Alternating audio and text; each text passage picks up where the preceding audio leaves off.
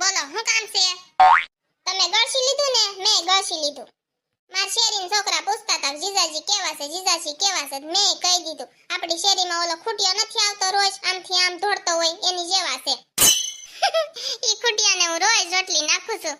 મેં તમારો પહેલી વાર ફોટો જોયો ને ત્યારે તમે મને એટલા ભૂંડા લાગ્યા હતા વાત પૂછોમાં. પણ શું કરું અત્યારે ભૂંડા જ લાગો છો પણ કઈ ઓપ્શન તો છે નહીં.